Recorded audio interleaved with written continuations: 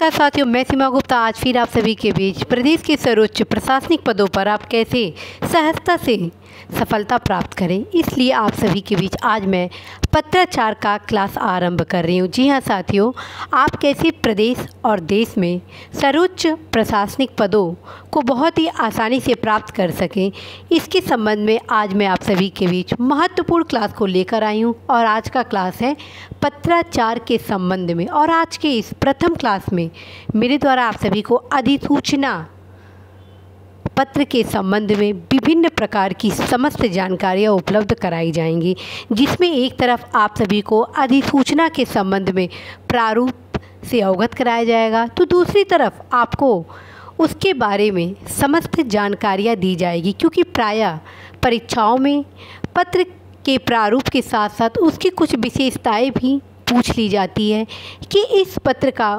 प्रयोग किन किन परिस्थितियों में किया जाता है तथा इस पत्र की क्या विशेषताएं हैं। तो साथियों, आरंभ करते हैं अधिसूचना पत्र के संबंध में। तो आप यहाँ देख रहे हैं अधिसूचना का प्रारूप। आप देख रहे हैं यह पत्र उत्तर प्रदेश शासन द्वारा राजस्व अनुभाग 11 के द्वारा निर्गत किया गया है और यह आपदा प्रबंधन अधिनियम 2005 के अंतर्गत महत्वपूर्ण प्रकरण पर निर्गत किया गया है और जिसकी प्रतिलिपि निम्नलिखित अधिकारियों को कराया गया है। इसी प्रकार का दूसरा पत्र मैं आपको दिखा रही हूँ।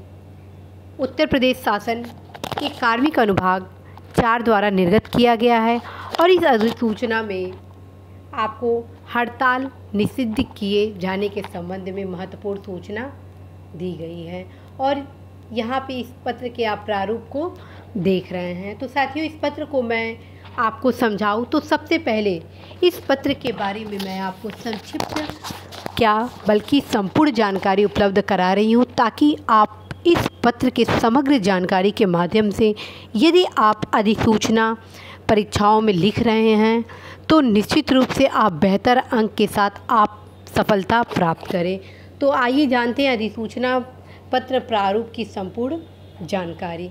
तो आप देख रहे हैं कि अधिसूचना क्यों निर्गत किया जाता है, किन किन परिस्थितियों में और कौन कौन अधिसूचना पत्र को निकालता है। तो यहाँ पे स्पष्ट है कि भारत सरकार के नियंत्रणाधीन कार्यालय, उत्तर प्रदेश सरकार के विभिन्न राज्य सरकार के नियंत्रणाधीन कार्यालयों द्वारा अधिसूचना पत्र निर्गत किया जाता है।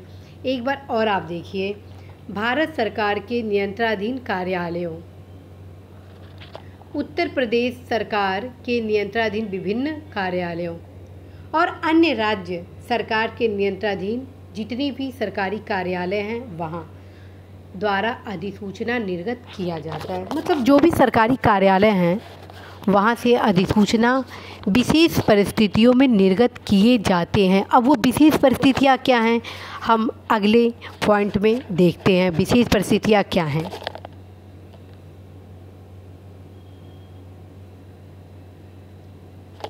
वे विशेष परिस्थितियाँ हैं, अधिसूचना पत्र सरकारी अधिकारियों की नियुक्ति, उनकी तैनाती, उनके स्थानांतरण, पदोन्नति के साथ साथ महत्वपूर्ण विषयों के संबंध में निर्गत किए जाते हैं। इस चीज़ को आप ध्यान से देखिए। अधिसूचना पत्र सरकारी अधिकारियों की नियुक्ति, तैनाती, स्थानांतरण और पदोन्नति के साथ साथ महत्वपूर्ण विषयों एवं प्रकरण के संबंध में निकाले जाते हैं। उल्लेखनीय है कि अधिसूचना अखिल भारतीय सेवाओं, प्रदेश की राज्य सेवाओं, श्रेणी 1 एवं श्रेणी 2 के अंतर्गत आने वाली विभिन्न सेवाओं के साथ साथ स्पेशलिस्ट सेवाओं अथवा विभिन्न श्रेणी के राजपत्रित अधिकारियों के उपरोक्त विषयों के संबंध में निकाली जाती हैं।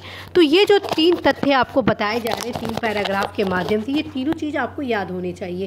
पहला यह कि भारत सरकार के नियंत्रणाधीन कार्यालय, उत्तर प्रदेश सरकार के साथ साथ विभिन्न राज्य सरकार के नियंत्रणाधीन कार्यालय में अधिसूचना निकाली जाती है। किन परिस्थितियों में निकाली जाती है?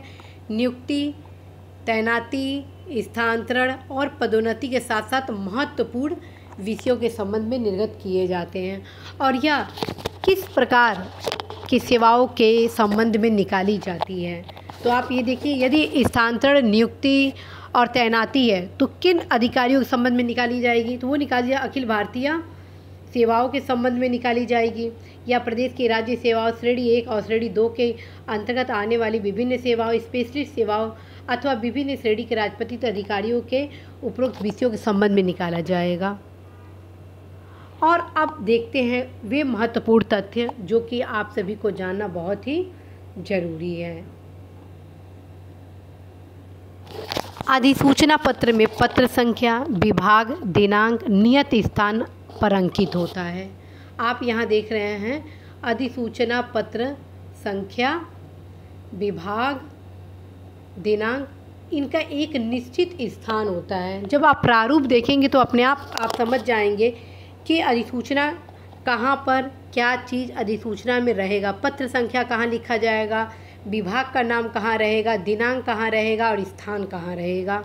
ठीक, और आपको मैं पहले बता चुकी अधिसूचना नियुक्ति, स्थानांतरण, वेतन वृद्धि, पदोन्नति एवं महत्वपूर्ण विषयों पर निर्गत किए जाते हैं। ये सब पॉइंट आपको याद होने चाहिए। अब आते हैं तीसरे पॉइंट। अधिसूचना पत्र के ऊपर बीच में विभाग कार्यालय का नाम और ठीक उसके नीचे आप पत्र संख्या एवं पत्र संख्या के जस्ट नीचे स्थान और दिनांक अंकित किया जाता है। उसके बाद अधिसूचना की हेडिंग बीच में लिखकर अधिसूचना से संबंधित विषय सामग्री को आरंभ किया जाता है। साथियों, अब हम देखते हैं जो लास्ट है, जो महत्वपूर्ण है। यदि अधिसूचना एक साथ कई लोगों के सूचनार्थ और आवश्यक कार्रवाई हेतु निर्गत किया जाता है तो अधिसूचना के नीचे उन सभी का नाम पृष्ठांकन में अंकित होता है और लास्ट में पुनः उच्च अधिकारी का उस पर हस्ताक्षर होता है। अब आइए प्रारूप को अच्छे से देखिए। यहाँ पर आप देख रहे हैं विभाग, और चूँकि यह शासन का पत्र है तो सबसे पहले लिखा है उत्तर प्रदेश शासन और विभाग कार्मिक अनुभाग 4। उसके बाद पत्र संख्या 3 EM लिखा है, वर्ष 2012 और यहाँ पर 2020 है। ठीक, ये है आपका स्थान लखनऊ, फिर दिनांक है और फिर यहाँ 21 मई 2020 है। इसको आप गौर से देखिए। ये रहा विभाग कार्यालय, फिर पत्र संख्या, उसके बाद यहाँ स्थान आ गया, फिर आपका ये दिनांक आ गया। फिर से आप एक बार देखिए, विभाग का नाम सबसे ऊपर, फिर पत्र संख्या, फिर स्थान, फिर दिनांक, 4 चीज़ आप देखिए। फिर अधिसूचना हेडिंग को आरंभ किया गया। अधिसूचना लिखने के साथ अब स्टार्ट किया जाता है यहाँ पर विषय सामग्री। विषय सामग्री में लिखा है, चूँकि राज्य सरकार का यह समाधान हो गया है कि लोकहित में ऐसा करना आवश्यक और समीचीन है, अतएव अब उत्तर प्रदेश अत्यावश्यक सेवाओं का अनुरक्षण अधिनियम 1966 उत्तर प्रदेश अधिनियम संख्या 30 सन 1966 की धारा 3 की उपधारा 1 के अधीन शक्तियों का प्रयोग करके राज्यपाल इस अधिसूचना के गजट में प्रकाशित किए जाने के दिनांक से 6 माह की अवधि के लिए हड़ताल निम्नलिखित में निषिद्ध करती हैं। उत्तर प्रदेश राज्य के कार्यकलापों से संबंधित किसी लोक सेवा, राज्य सरकार के स्वामित्वाधीन या नियंत्रणाधीन किसी निगम के अधीन किसी सेवा अथवा किसी स्थानीय प्राधिकरण के अधीन किसी सेवा पूर्वोक्त।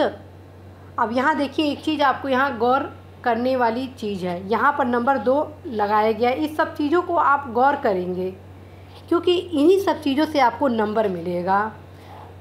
तो अब यहाँ नंबर 2 में आप स्पष्ट रूप से लिखा है, उपरोक्त अधिनियम की धारा 3 की उपधारा 2 के अधीन राज्यपाल अग्रतर निर्देश देती हैं कि यह अधिसूचना गजट में और राज्य में प्रसार वाले कम से कम 2 हिंदी एवं अंग्रेजी दैनिक समाचार पत्रों में प्रकाशित की जाएगी। और आज्ञा से फिर यहाँ पर मुख्य सचिव महोदय का यहाँ पर साइन किया गया है। तो आप ये एक प्रारूप देखिए अधिसूचना का। अब मैं दूसरा प्रारूप आपको दिखाती हूँ। दूसरे प्रारूप में देखिए, यहाँ पर पुनः सेम प्रारूप है, विभाग का नाम है, पत्र संख्या है और ये दिनांक है। यहाँ पर अधिसूचना का हेडिंग दिया गया और फिर विषय को यहाँ पे आरंभ कर दिया गया है। फिर नीचे यहाँ पर उच्च अधिकारी का हस्ताक्षर किया गया है। और फिर चूँकि यह पत्र एक से कई लोगों को देना था आवश्यक कार्रवाई या सूचनार्थ के लिए, इसलिए उनका नाम भी यहाँ पर पृष्ठांकन में उल्लिखित किया गया। पृष्ठांकन: मुख्य सचिव महोदय उत्तर प्रदेश शासन, अपर मुख्य सचिव महोदय गृह विभाग उत्तर प्रदेश शासन, पुलिस महानिदेशक उत्तर प्रदेश, समस्त मंडलायुक्त, समस्त जिलाधिकारी, पुलिस आयुक्त, इस प्रकार देखना। फिर नीचे एक क्रम के नीचे यहाँ पर पुनः यहाँ पर हस्ताक्षर किए गए हैं। तो साथियों, आपने आज जाना कि किस प्रकार इस प्रारूप के माध्यम से आपने अधिसूचना पत्र के संबंध में विस्तृत जानकारी प्राप्त की। एक और आप जहां अधिसूचना पत्र के संबंध में प्रारूप प्राप्त किए, तो दूसरी तरफ आप अधिसूचना पत्र के संबंध में तमाम प्रकार की जानकारियां प्राप्त किए। यदि आप इस प्रारूप में पत्र लिखते हैं तो निश्चित रूप से आप बेहतर अंक प्राप्त करते हैं। जी हाँ साथियों, यदि आप इस प्रारूप में अधिसूचना पत्र को लिखते हैं तो निश्चित रूप से आप बेहतर अंक प्राप्त करते हैं। यहाँ पर मेरे द्वारा आपको 2 प्रकार के पत्र अधिसूचना के संबंध में दिया गया है। आप इन दोनों में से किसी भी पत्र के स्वरूप में आप अधिसूचना का प्रयोग कर सकते हैं। परीक्षा में यदि आता है कि एक अधिसूचना का प्रारूप बनाइए और उसको सूचनार्थ यहाँ करिए, तो फिर आपको यहाँ पर पृष्ठांकन वाले प्रारूप को ही अपनाना होगा। और यदि किसी वस्तु विशेष परिस्थितियों में लिखने के लिए कहा जा रहा है तो ज़रूरी नहीं है कि आप पृष्ठांकन करेंगे ही। तो साथियों, इसी महत्वपूर्ण क्लास के साथ कि अवश्य ही आप अधिसूचना पत्र के बारे में समझे होंगे, जाने होंगे कि किस प्रकार अधिसूचना पत्र को लिखा जाता है। आने वाले क्लास में मेरे द्वारा परिपत्र क्लास में कई सरकारी पत्रों को लाया जाना है, जो कि परीक्षा के दृष्टिकोण से आप सभी के लिए बहुत ही महत्वपूर्ण है।